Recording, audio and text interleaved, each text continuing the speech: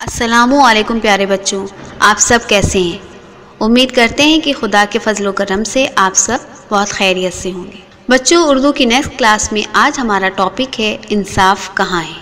یہ مضمون مشہور مزاح نگار کنہیا لال کپور کی انصاف کہاں ہے سے لیا گیا ہے۔ یہ عنوان انصاف کہاں ہے انہوں نے بچوں کے لیے خاص طور پر لکھا ہے۔ آئیے چیپٹر شروع کرتے ہیں۔ اگر امجد ان دنوں یہ مصرع بار بار دہراتا ہے، انصاف کو آواز دو، انصاف کہاں ہے، تو اس کی یہ وجہ نہیں ہے کہ اس کی امی نے حلوہ تقسیم کرتے وقت اس کے ساتھ ناانصافی کی تھی یا بھائی صاحب نے بلا وجہ تھپڑ مارا تھا، بلکہ ششماہی امتحان میں اسے فیل کر دیا گیا تھا۔ جہاں تک اس معاملے میں امجد کی رائے کا تعلق ہے، اس نے ہر سوال کا جواب سوچ سمجھ کر دیا تھا۔ اب یہ دوسری بات ہے کہ ممتحن کو اس کے جوابات پسند نہیں آئے۔ حساب کے پرچے کو ہی لیجئے۔ پہلا سوال تھا، ایک قلعے میں 50 آدمیوں کے لیے 20 دن کی خوراک موجود ہے۔ اگر 10 دن کے بعد وہاں 25 آدمی آ جائیں تو یہ خوراک کتنے دنوں کے لیے کافی ہوگی؟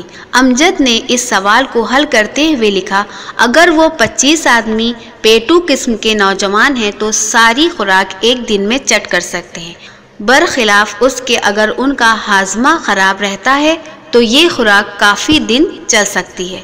چونکہ سوال میں اس بات کی تشریح نہیں کی گئی کہ ان نوجوانوں کے ہاضمے کا کیا حال ہے، اس لیے پورے یقین کے ساتھ یہ کہنا کہ خوراک کتنے دنوں کے لیے کافی ہوگی بہت مشکل ہے۔ دوسرا سوال تھا، 20 مرد یا 10 عورتیں ایک کام کو 15 دن میں کر سکتی ہیں، بتاؤ اس کام کو 40 عورتیں کتنے دنوں میں کریں گی؟ امجد کا جواب کچھ اس طرح تھا، عورتیں کام کرنے کے بجائے باتیں کرنا زیادہ پسند کرتی ہیں، پھر جہاں 40 عورتیں اکٹھی ہو جائیں وہاں اچھا خاصا مباحثہ یا بلوا تو ہو سکتا ہے، کام نہیں ہو سکتا۔ اس لیے ہماری رائے میں وہ کام وہیں رہے گا جہاں 40 عورتوں کے آنے سے پہلے تھا۔ اگر یقین نہ آئے تو تجربہ کر کے دیکھ لیجئے۔ تیسرا سوال سود کے قاعدے سے متعلق تھا، اگر موہن لال بنارسی داس کو 500 روپے 5 روپے سالانہ شرح سود پر قرض دے تو اسے 7 سال کے بعد کتنا سود ملے گا؟ امجد صاحب نے اس سوال کو یوں حل کیا، اگر یہ وہی بنارسی داس ہے جو ہمارے محلے میں رہتا ہے تو موہن لال صاحب اطمینان رکھیں، انہیں 1 کوڑی بھی بطور سود نہیں ملے گی، کیونکہ بنارسی داس، جنہیں دراصل بنارسی ٹھگ کہنا چاہیے، کی عادت ہے کہ وہ سود کے ساتھ اصل زر بھی پی جاتے ہیں۔ البتہ اگر یہ کوئی اور صاحب ہیں تو جتنا سود حساب سے بنے گا موہن لال کو مل جائے گا۔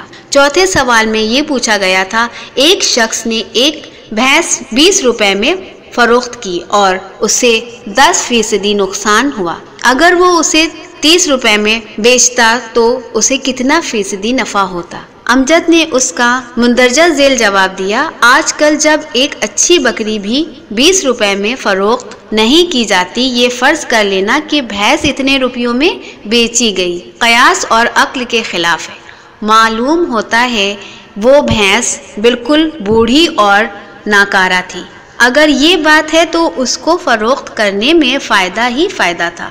ہمارے خیال میں تو بھینس کے مالک کو خدا کا شکر ادا کرنا چاہیے کہ اسے ایسی بیکار چیز سے نجات ملی اور ساتھ ہی 20 روپے بھی مل گئے۔ ظاہر ہے کہ جس بھینس کی قیمت مشکل سے 20 روپے طے پائی اسے 30 روپے میں کون بے وقوف خریدے گا، اس لیے کسی قسم کی نفع کی توقع نہیں کی جا سکتی۔ ایک اور سوال تھا، ایک بندر ایک بانس پر چڑھتے وقت 1 منٹ میں 3 فٹ اوپر چڑھتا ہے تو 1 فٹ پھسل کر پھر نیچے آ جاتا ہے، اگر بانس کی لمبائی 20 فٹ ہو تو بانس کے سرے تک پہنچنے میں بندر کو کتنا وقت لگے گا؟ امجد نے جواب دیتے ہوئے لکھا، معلوم ہوتا ہے کہ عام بندروں کی طرح یہ بندر بھی بڑا شرارتی ہے اور وہ جان بوجھ کر پھسلنے کی کوشش کرتا ہے، ورنہ اگر وہ چاہے تو محض ایک چھلانگ میں بانس کے سرے تک پہنچ سکتا ہے، لیکن جب نیت میں فطور ہو اور خواہ وہ وقت ضائع کرنے کو جی چاہے تو پھر کوئی کیا کہہ سکتا ہے۔ بندر منزل مقصود پر کب پہنچے گا؟ ویسے یہ بات بھی یقین کے قابل نہیں کہ وہ پورے 3 فٹ چڑھنے کے بعد 1 فٹ نیچے کو لڑھک آتا ہے۔ جہاں تک میرا مشاہدہ ہے، مندروں کے پاس فاصلے ناپنے کا کوئی پیمانہ نہیں ہوتا۔ باقی پرچوں میں بھی امجد نے اسی قسم کے ذہانت کا ثبوت دیا ہے۔ مثلاً تاریخ کے پرچے میں ایک سوال تھا، حیدر علی پر ایک مختصر نوٹ لکھو۔ امجد نے لکھا، خواجہ حیدر علی آتش اردو کے مشہور شاعر تھے۔ آپ فیض آباد میں پیدا ہوئے اور سن 1262 ہجری میں وفات پائی۔